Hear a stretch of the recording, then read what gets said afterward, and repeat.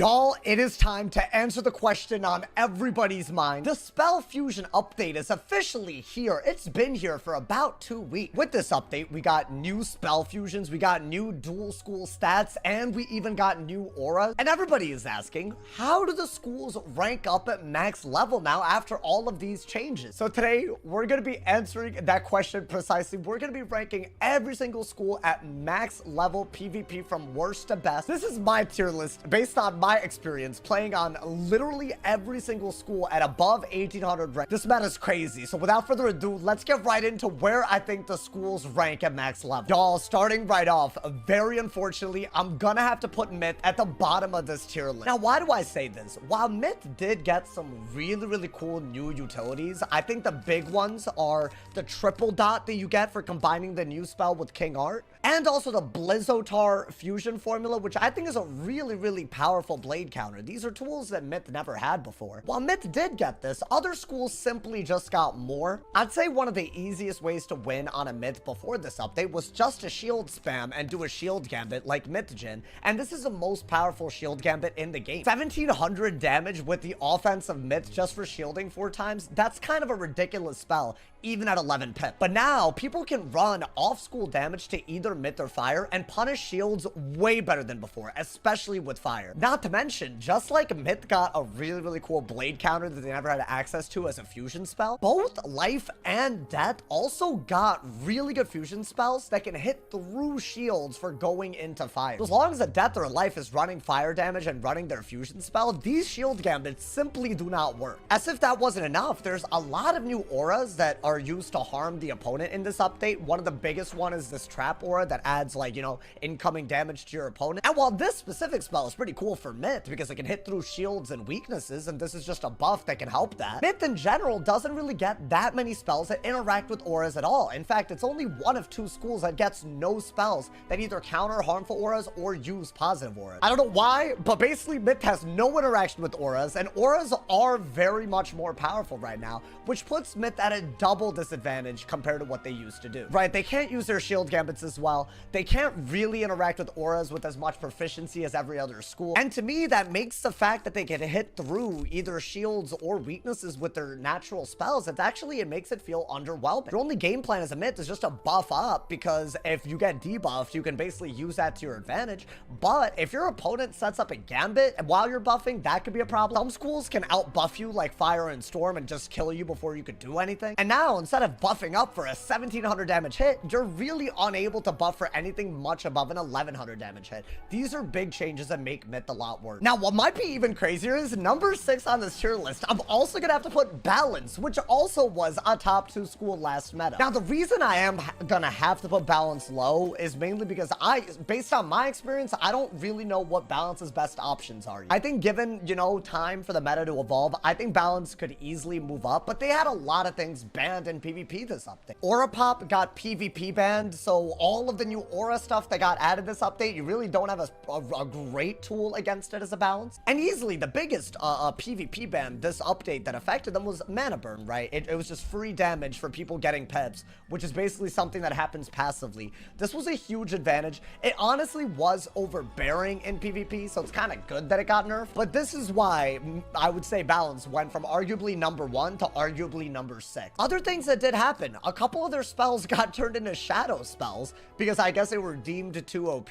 So anti-traps and anti-blades that Balance used to have naturally, they no longer have natural access to it. And Gearhead, no, you have to choose whether you want to swap a dot or a hot. This is the other nerf that Balance got. So just like Myth, a lot of its main game plan got nerfed this update, but I would argue, unlike Myth, Balance at least has options against auras, which I do think is important. Y'all should definitely watch the video. I think by the time I make this video, this should be yesterday's video, so it might even be tagged in the top right of this video. Y'all should watch this video because I use this spell to gain pips when my opponent put a harmful aura on me. This is extremely goated against harmful auras, and Balance is actually only one of 2 schools right now that has a good response to a harmful aura on you other than just auraing over it. I would argue this spell alone, especially considering you can fuse it with brace and trap auras, it gives you a lot of options against auras in general. This spell completely redeems Balance's update. I honestly think there is a lot of cooking that people can do on the Balance, so I think this is an early tier list placing in that regard. But yes, at the moment, based on my experiences, it's definitely much harder to be good at a Balance than any of the remaining schools in this tier list. And now welcome to what will be controversial choices in this tier list. I can already see, I already know the comment section is going to be out for me. I don't really care. This is based on my experience. I am putting Life at number 5 on the overall level 170 tier list. This is gonna shock everyone because people literally look at, you know, how you can win on a Life and they consider it basically overpowered. Right, if you do get a buffed heal, you will win against a lot of schools. However, I think the issue right now with heals being overpowered is people genuinely don't know how to cycle for their heal counters while keeping other win conditions alive. But here's the deal with heals. Storm and Death can easily and naturally counter heals without even a second thought. Both of them, Storm and Death now, have heal counters that are also auras that hurt the opponent. We're talking about Bunyips and the new Anubis, and those are extremely devastating to go against as a Life Wizard because anything that you do is based on heals and auras. Additionally, there's a bunch of schools that can benefit a ton from going into Storm. Big examples that come to mind are Fire. Fire into Storm is amazing. Ice into Storm is amazing. And if those schools go into Storm, what's different now compared to before this update dropped is that there are dual Pierce jewels, meaning if you want to use Storm to heal counter, you also have way more Pierce on it than you used to. I think considering how versatile Storm as a secondary weaving school is for literally almost every school, it necessarily makes life worse in the meta. Right, if everyone's going into Storm for the dot and the hot counters, that's something that naturally counters exactly what makes life very, very good in PvP. Now, could life easily compete with number 1 on this tier list? Yeah, and that's a clarification I want to make with this tier list. I think in previous tier lists, number 5 is actually pretty ass, but I'd say the top 5 in this tier list are actually very, very close. They're all super, super competitive. But yeah, simply because this is a healing and dot type of school, and Storm is going to be such a powerful tool for any other school, and it's also probably the one that most people are going to be weaving into. For those reasons alone, I am going to put Life low on this tier list. I think if you go into Storm, pack the counters, and run the off-school stats, Life is a much easier matchup than most other things in the arena. Coming right in at number 4, right in the middle of the pack, I'm gonna have to put Ice. Now, I think Ice, if I remember correctly, was very, very close to the top of my original tier list before this update, but a large part of that was because of Snowdrift. I think Snowdrift gave them a very easy matchup against anyone that healed against them, and we're really talking about Storms and Life Wizards, which I would argue are good schools to be good against. And I said in that tier list, when Snowdrift got PvP banned because it's like an out of identity spell, Ice is not a heal countering school, so this spell was gonna be PvP banned whether we liked it or not. I thought that the Life matchup would be borderline impossible and that the Storm matchup would get immensely harder. I was wrong though, because as long as you duel into either Storm or Death, you can use Death or Storm spells as heal counters and get way more value than you used to. Right, this little secondary school Pierce, this is like a foreign concept for Ice up to this moment. You would only have, I want to say, like under 20 Pierce to a secondary school before this dual Pierce update. If you choose to go to those schools, I think Ice is as good as any school dealing with heals. In fact, in some ways, they're uniquely better. I think the heal games tend to be drawn out, and you're just not a fragile school when your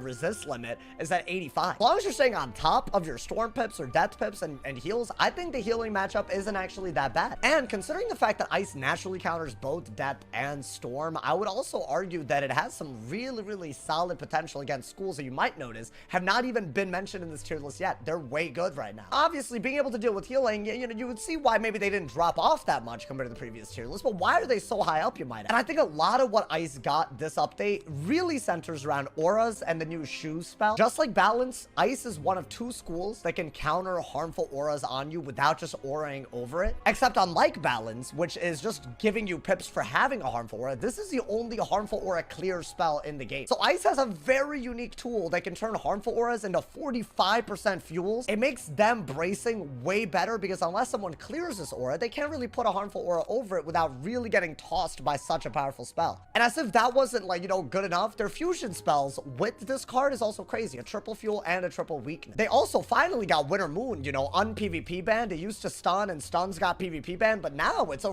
really, really solid hit. You have a very easy game plan using a very powerful base hit, a bunch of traps, and easy control of auras because you can clear both harmful auras and you can clear positive auras naturally. That gives you so much control over the game, and we're not even bringing up the fact that you also have more bubble control than everybody else because you have a double bubble pet, right? That's just control, and I think that matters quite a bit. I'll say this, the things that are holding it back from literally being at the top, because it might sound like I'm just saying Ice is the best. If you have control over bubbles, auras, and you have a very, very easy game plan with high damage hits, normally that means the school is good. I think it's held back by the fact that it just can't keep up with dots that easily. That's like an inbuilt Ice weakness. Tempest Wyvern is a dot clear. However, it actually is hard to keep up with triple dots, even with this double dot clear. And also, it kind of falls short in the same way Myth does. There's a lot of shielding stuff, shielding identity when it comes to Ice. And now, not only can you run dual school Pierce to get a lot of value out of off-school shield counters like Elephant and Minnow, there's also new fusion spells, namely for Death and Life, that can just hit through shield. So those fusion spells for Life and Death, along with the fact that you do extra damage with things like Elephant and Minnow,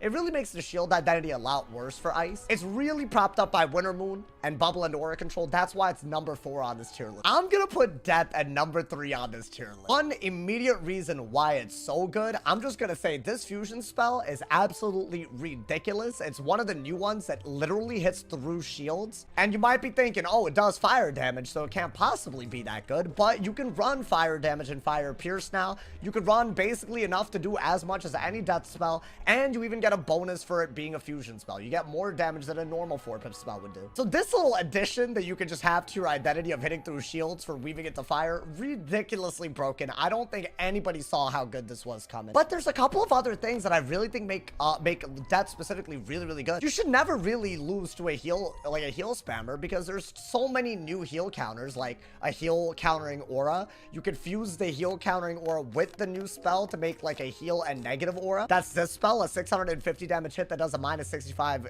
healing aura on your opponent. Outside of the fusion spell, there are a couple of things that make death really, really good right now. One, you literally have the best heal counter in the game officially again. So this was weird because Storms seem to have the best heal counters up to this update. This is an amazing spell. It's a triple heal clear. It can completely get rid of a rebirth and turn that rebirth into 6 rounds of incoming damage on your opponent, and it's universal damage. So it has a lot of like flexibility with other school spells. And along with that, I feel like the chromatic weaknesses, the school specific weaknesses that you can put on your opponent simply for just blading once, it makes spells like Wraith very, very good in terms of tankability. And I'd say Weaving into Fire specifically, it addresses both traps and shields, which really addresses a lot of counter matchups for death, like Myth and Ice, because they shield a lot. You hit through the shields, and if they trap, you can counter the traps. If Fire dual schooling wasn't viable on the death, I think it would be bottom of the barrel, but I feel like you literally don't have any real counter matchups as a death. Myth and Ice are still going to be difficult, obviously. You know, I'm not going to say like it's not, but I feel like you do have enough, like, you know, well-rounded matchups, really solid anti-heal stuff. Like, you just have a very consistent strategy. There's nothing about the school that I would call straight up broken, which is why it's number 3. I feel like the remaining 2 schools, they're kind of broken. I'm putting Storm at number 2 on this tier list. Now, I didn't say anything is necessarily wrong with death. You might have noticed I said that it got new school identities around anti-trap and anti-shields if they just go into fire, and that helps a lot of matchup, right? They have a lot of good tankable options. They have really solid anti-heal. However, the reason why Storm is above death, and this is even though Ice and Death are very solid counter matchups to Storm, it is simply because the 208 damage cap that you have and the extra damage that you can do with anti-shielding schools like Fire and Myth, it makes it almost too easy to literally just go for a buffed owl in Shrek. So I think the cookie cutter formula, you could steal a pip, so you have some new pips to work with. You go for a catch of the day. You could basically go for like a Galvanic into the Shrike into the owl, and that specific set of events will probably kill any Fire, any Myth, any Balance. Most Storm mirrors are basically just a bladed owl. One simple game plan getting a buffed owl onto your opponent will literally address about 5 of the matchups in the game, and then you can also just counter life easily by using your normal spells. So yes, Ice and Death do counter Storm. This spell is so broken that the other 5 matchups are easy. If you were to literally just play a numbers game and say you're going to get an equal number of, you know, off-school matchups, you will consistently win on the school by doing a very simple brain dead approach compared to any other school. I have 1870 rank now. Right now, my peak was actually over 1890. It was at one point my highest ranked wizard this season. So I'm saying this right now. It might sound stupid, like, oh, this is a buffed owl in Shrike and you win. Like, that might sound stupid, but it's so good against enough schools where I feel like why would you not put this up? It's so easy to buff an owl and win. I'll say other things that do add on. I think it has a really solid mitigation. Like, you know,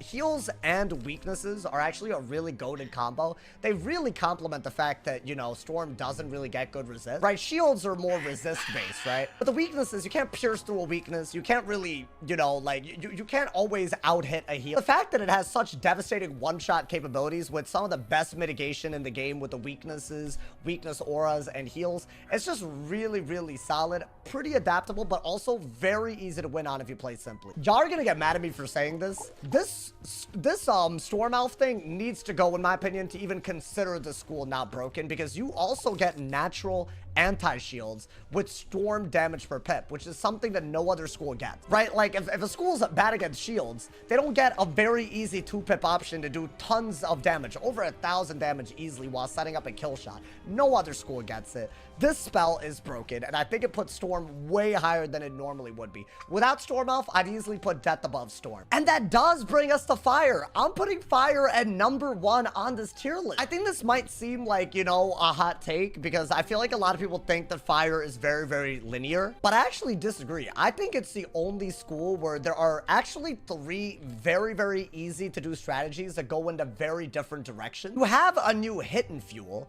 and you can use spells like Catch the Day and Dark Pact to basically stack buffs while threatening a hit through shields. Very easy game plan that just involves blading, trapping, and auraing to gain pips until you can do an 8-pip hit through shield. You have easily the best spell when it comes to dots, meaning you just spam damage overtimes and just using a free, which adds damage for having damage overtimes on your opponent. And if you want to get crazy with it, you can even bury Surprise into a Rain of Fire, or do a Storm King Art heal counter into like an Infernal Oni. While the healing stuff is still, I think, needing to be fleshed out a little bit on the Fire, I've seen people do a bury into a Rain. I've seen people blade and trap stack with a Moot and Dark Pact and all that. And obviously, I'm sure we've all seen this. We've seen people dot spam and win. I can't think of any other school that, all schools have 3 different things that they can leverage, just like, you know, Fire is traps, dots, and hot. I can't think of any other school that has such easy kill options that are in so many different directions so equally. That makes Fire anything but linear. I do think you have to be careful about reading your opponent's pips, but you have a very simple game plan,